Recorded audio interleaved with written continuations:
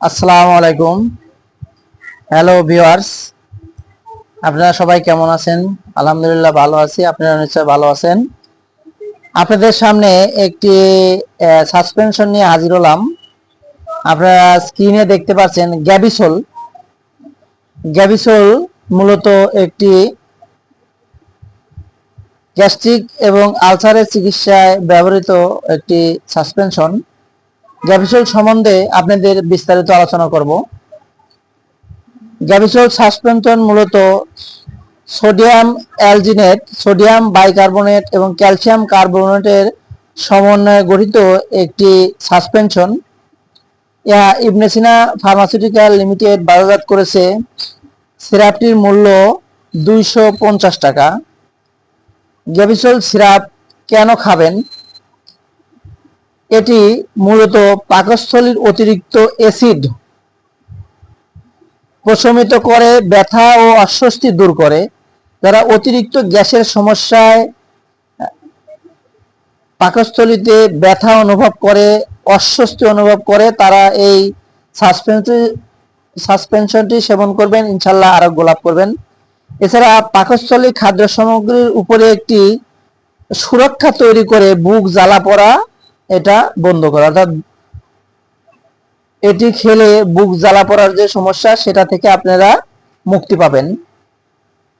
এছাড়া ইয়া gastric reflux, heartburn, gastric reflux সমন্বিত ফ্লাটুলেক্স, গর্ভাবস্থায় হার্টবার্ন, অ্যাপিগ্যাস্ট্রিক পীড়াজনিত যে কোনো গ্যাস্ট্রিকের সমস্যায় এটি নির্দেশিত হয়ে থাকে।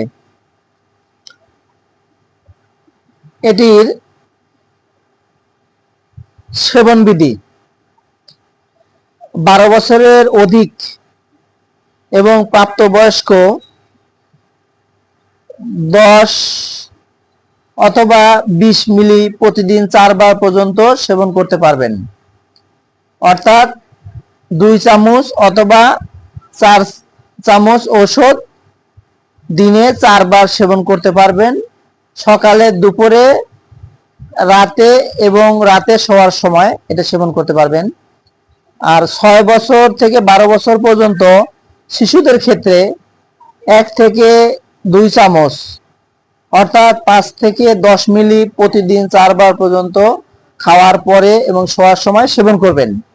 6 বছরের নিচে বাচ্চাদের জন্য এটি নির্দেশিত নয়, অর্থাৎ 6 বছরের নিচে বাচ্চাদের এটি দেওয়া যাবে না। এটি ট্যাবলেট আকারেও পাওয়া যায়। শিশুদের ক্ষেত্রে 2 থেকে 4টি ট্যাবলেট খাবারের পর রাতে ঘুমানোর আগে গ্রহণ করতে হবে, প্রতিদিন 4 বার।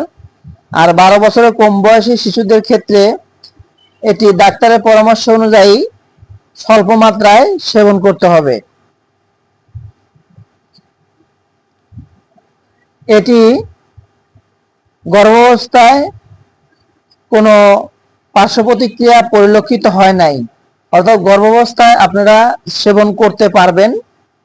এছাড়া স্তন্যদানকালে মায়েরা এটি সেবন করতে পারবেন, তবে সেবনের পূর্বে অবশ্যই একজন বিশেষজ্ঞ ডাক্তারের পরামর্শ অনুযায়ী সেবন করতে হবে।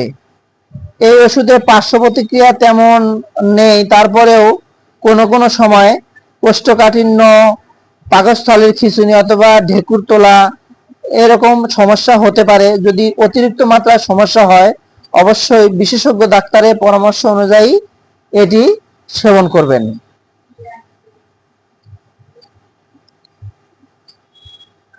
তো বন্ধুরা, আজ এ পর্যন্তই। সবাই ভালো থাকবেন।